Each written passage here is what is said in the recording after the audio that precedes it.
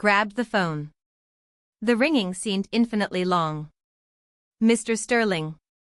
My voice rang like a taut string. "It's Yuli." "Have you gone far?" "I'm still in the neighborhood, Yuli," he responded with surprise. "Did something happen? Did you find something else interesting?"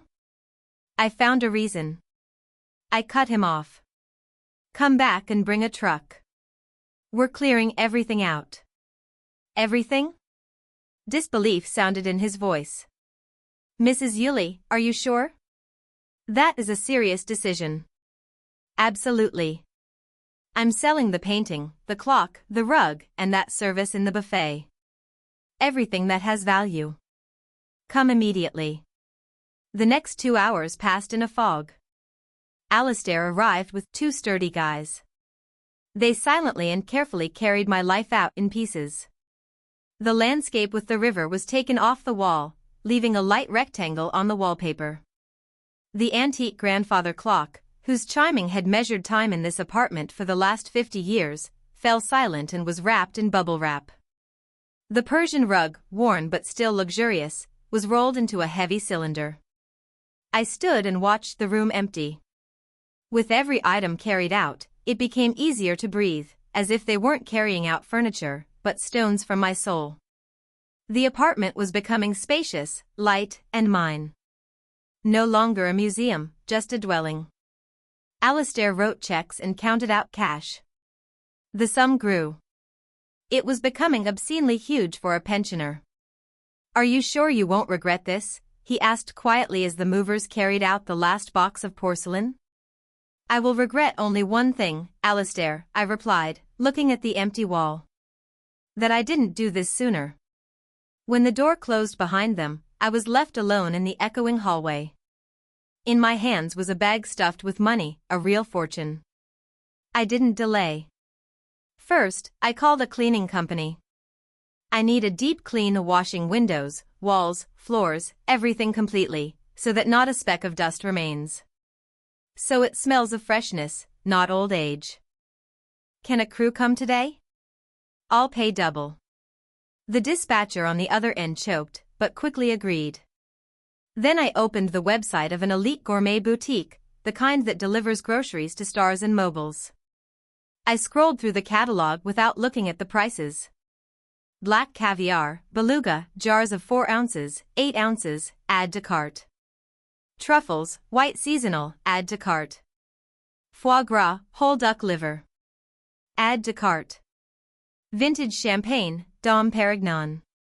Exotic fruits, dragon fruit, mangosteen, papaya. Add to cart. Cheeses, cured meats, handmade chocolate. I clicked and clicked until the order total exceeded the cost of my annual maintenance at that Restful Meadows nursing home. "Delivery today," I told the operator, confirming the order. "As soon as possible." By evening, the apartment shone. The windows were crystal clear, letting in the setting sun, which now flooded the empty living room with golden light. It smelled of expensive cleaning products and lilies. I ordered a huge bouquet just because, for beauty. The courier rang the doorbell. He wasn't alone. There were 2 of them struggling to carry huge thermal boxes. We went into the kitchen. The refrigerator, an old reliable Kelvinator that hummed like a tractor, stood in the corner. I threw open its door. Inside it was empty and clean. Only a lonely bulb illuminated the white shelves. "Load it up," I commanded. The couriers exchanged glances but started working. Blue tin jars of caviar stood in neat rows on the top shelf. Next to them lay blocks of golden butter and packages of truffles, the middle shelf filled with cheeses and meat delicacies. In the vegetable drawer, instead of the usual carrots and beets, bright alien fruits now showed off. Bottles of champagne lay on their sides, taking up the special rack. The fridge was filling up. It was becoming heavy, dense, saturated. The shelves sagged barely noticeably under the weight of luxury. There was enough food here for a company of soldiers, if those soldiers ate exclusively delicacies. "Anything else?" the courier asked, wiping sweat from his forehead. Yes, I said. Try to squeeze that box of Belgian chocolates onto the door. When they finished, the fridge was packed to the gills. There wasn't room for even a matchbox. This wasn't a refrigerator. It was Alibaba's cave, only edible. I paid, gave a generous tip, and closed the door behind them. I walked to the fridge, grabbed the handle, opened it. The light of the bulb reflected in the gold foil of the champagne and the glossy sides of the caviar jars. The cold air smelled not of soup and medicine, but of wealth. I stood and looked at this abundance. This was my answer, my shield, my sword. Quintessa wanted to send me to the scrap heap to get an inheritance. Well, the inheritance is now here in this fridge, chilled and ready for consumption, but not by her. I closed the door. The click of the latch sounded like a verdict. The wait wasn't long. 2 weeks of silence ended exactly at noon when a key scratched in the lock. I was sitting in the kitchen with my back to the hallway, drinking tea. No, not tea. Real Darjeeling, tart and fragrant. The cup in my hands was thin, almost transparent. I didn't flinch. I waited. The door swung open with a crash, hitting the wall. The noise of the street, the smell of airplane fuel and hot asphalt burst into the apartment. Mama, I'm home. Quintessa's voice boomed like a victor's fanfare. I hope you've humbled yourself enough to apologize for your behavior before I left. I'm tired from the trip and don't want to listen to your whining. The sound of heavy suitcase wheels dragging across the parquet floor followed. She entered expecting the usual semi-darkness, the smell of medicine, and my hunched figure rushing to meet her with slippers in hand. She expected to see her victim, broken, hungry, and guilty. But instead she was met by a smell, not of mustiness, but of fresh lilies, a huge bouquet of which stood in a vase on the floor, and the subtle trail of my new perfume. Sandalwood and jasmine. Quintessa froze on the threshold. I heard her sniffing the air, trying to understand what was happening. What is that smell? She asked suspiciously. Did you spill air freshener or something? She took a step forward and suddenly stopped. The sound of her heels was too echoing. Wait. A note of confusion slipped into her voice. Why is it so spacious in here? She looked around. Her gaze slid over the floor where the heavy Persian rug, which always collected dust, was no longer. She looked at the corner where grandfather's floor clock used to stand. Its ticking had driven her crazy in childhood. Now it was empty there. Just a clean, light wall. Mama, she called out, quieter now, but immediately shook her head, driving away the strange feeling of wrongness. Okay, we'll figure out later where you shoved everything again. I'm hungry as a wolf. They fed us some garbage on the plane. She dropped her purse right on the floor and marched decisively toward the kitchen. I didn't even turn around.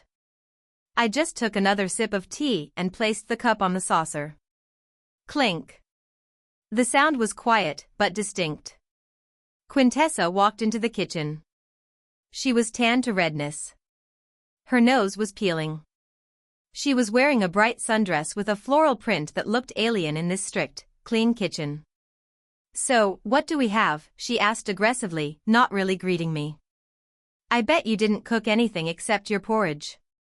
I could eat a sandwich right now, even with butter, if yours hasn't gone rancid. She walked past me like I was furniture. I sat straight, squaring my shoulders in a new silk robe of emerald color, but she didn't notice the robe or my calmness. She was led by hunger and the habit of commanding. She walked up to the refrigerator, her hand with chipped nail polish reaching for the handle. She had already taken a breath to start a tirade about what a bad hostess I was, how tired she was of carrying everything on her shoulders, and how empty our fridge was. Open it, I said quietly. Quintessa didn't hear or didn't pay attention. She yanked the door toward herself with such force as if she wanted to rip it off. The door flew open, the light flared up, and Quintessa screamed. It wasn't a cry of pain. It was a yelp of pure animal terror and misunderstanding. She recoiled as if she saw the head of Medusa, the Gorgon, inside. Before her, tightly packed from bottom to top, lay her inheritance. At eye level towered neat stacks of blue tin jars, black caviar, beluga, the most expensive, the rarest. There were many of them, dozens of jars shining under the electric light. Lower down on the shelf were cabbage, usually rotted, lay misted bottles of Dom Perignon. Labels with vintage years looked at her with silent reproach. Wheels of blue cheese wrapped in craft paper. Truffles looking like precious stones in special glass flasks. Bright pink sides of dragon fruit. Yellow mangoes. Purple mangosteen. A riot of colors this kitchen had never seen. On the door, instead of ketchup and mayonnaise, crowded boxes of Belgian chocolates and jars of foie gras. The fridge was bursting. It groaned with abundance. It was a feast during a plague. But the plague was the poverty I had banished. Quintessa stood with her hands pressed to her mouth. Her eyes were wide open, shock splashing in them. She shifted her gaze from the caviar to the champagne, from the champagne to the truffles. Her brain refused to process the information. A poor pensioner who was supposed to be boiling grits in water could not have the refrigerator of an Arab sheik. What? She squeezed out. Her voice broke into a squeal. What is this? She reached out a trembling hand and touched a cold jar of caviar as if checking if it was real. The jar was real. Icy, heavy. Quintessa turned to me. Her face went pale. The tan began to look like a dirty stain. Mama, where from? I slowly turned my head and looked at her. There was no fear in my eyes. No love. Only calm. I was hungry, Quintessa, I said simply. And you took my card. I had to improvise.